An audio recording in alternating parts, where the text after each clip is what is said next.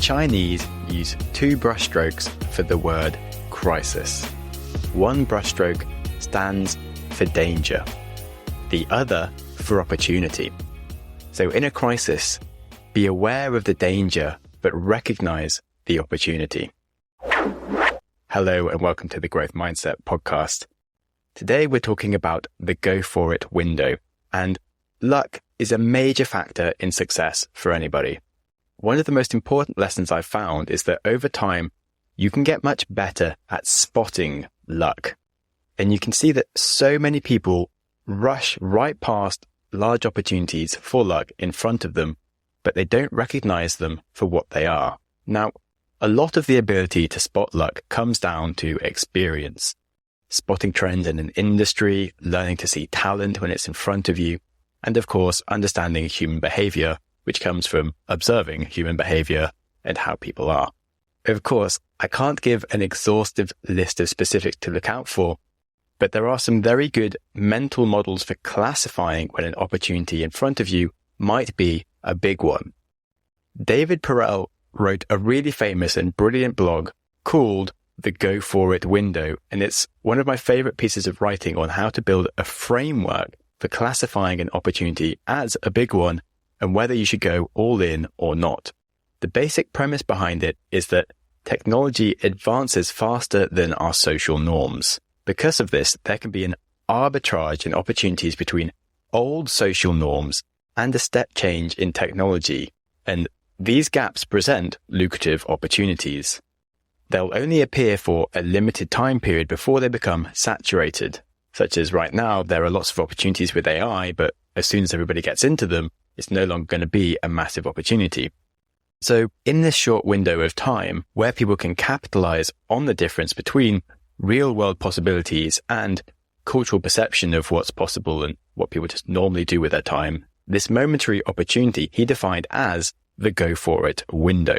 To quote David Perrel, "You know when you found the go for it window, when you're simultaneously woke and confused, when you're shocked the idea doesn't already exist, and when you know something that nobody else does, and when it feels like others see the world in black and white whilst you see the world with vibrant Technicolor glasses."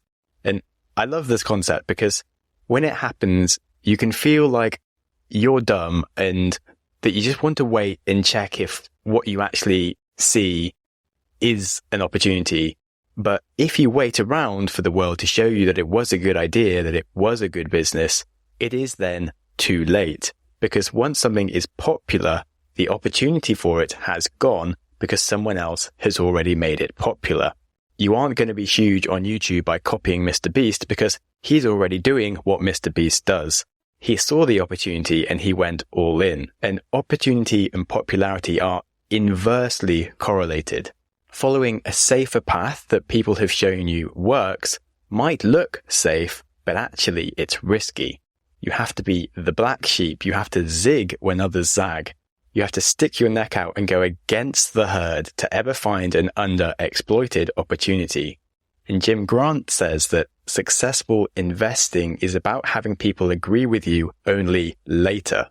So as a general rule, people are blind to opportunities in the go for it window, but in retrospect, these opportunities seem blindingly obvious. To remove the blinders from yourself, you have to escape social norms and have contrarian views, and these views have to be correct. It's said that investors arbitrage the state of the world today before they get started with the state of the world after they're done disrupting it. So this could sound kind of hard, and it's not like every day you're going to see these opportunities, but it's good to know that you don't actually need to have any real special knowledge or insights to spot opportunities in the go for it window. You just need to have confidence and willingness to risk things and ignore the rest of the world who thinks the opportunity is a stupid idea and want to carry on doing things their way, because everyone thinks you're crazy until you're not. And so it's easy to feel drowned out in criticism with people telling you you're being silly. There's lots of examples of this. David Perrel basically draws on 4 different examples to help make his point. His first one is Airbnb. Now, when Airbnb started, the idea of someone coming to sleep in your house on like a couch or spare bed that you've never met before is kind of odd. Same as with Uber, getting in the car of some guy that isn't a licensed taxi driver. It was kind of weird, but then that was like a big opportunity. That was just something that became very easy to do with technology, but most people didn't think of it as a social norm, so they were afraid of the opportunity and didn't see it for what it was. Airbnb merely matched the underlying demand for underutilized supply and made the matching of people possible, and were able to commoditize trust. It changes the way we travel, and it really exploited the go for it window whilst it existed. Current examples of the go for it window would be not getting a degree. Lots of people get a degree just to build their own credentials for something, but you can start a project online, you can rewrite things, you can record things, and passion is much more useful for someone that wants to employ you than a degree, which shows that you can just show up and learn stuff and take exams. This doesn't actually show that you're that interested in it. And so actually making content around the subject you want to go into is probably going to be a bigger sign that you're passionate than a degree. But the point is, you don't need to get crippled in debt for 3 or 4 years of studying to start on the back foot when you could actually be getting started straight away. Now, of course, there are other benefits to getting a degree, like hanging out with people and putting off starting your career, which you might want to do whilst you're young.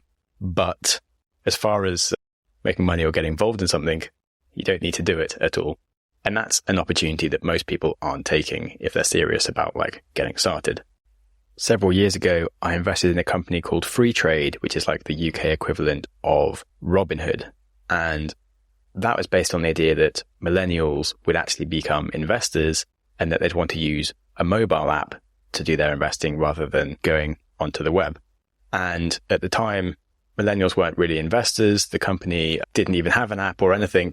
And it was very much like, seemed like a bit of a crazy investment. I was in a group with a bunch of other friends that invest in things and they all thought I was crazy. And several years later, that company is worth like 1,000 times more than it used to be. And I made a good investment. And last year, I invested in a men's makeup company. And again, all my friends were like, Sam, you're an idiot. Men don't wear makeup. Why would you do that? And I'm like, it's a contrarian view. It might not work, but as far as I'm concerned, men don't like looking like shit, and we work too hard and we're super tired, and it'd be nice for us to look a little bit better. And if you go into a store, the makeup aisle looks like you need a vagina to walk into it, and a company that's actually branded for men that makes makeup could take off, but most people think it's a silly idea. So this is the potential of an opportunity.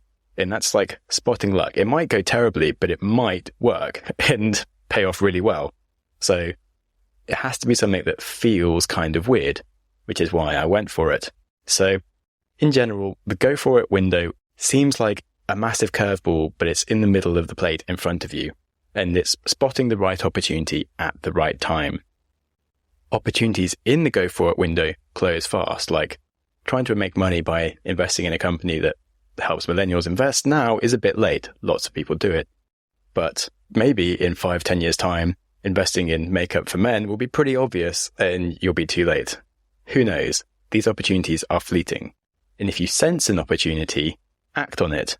Research some of the idea, speak with people in the industry, and outline a solution, whether that's just investing with some of your money or building a whole business or investing in your career to go into it.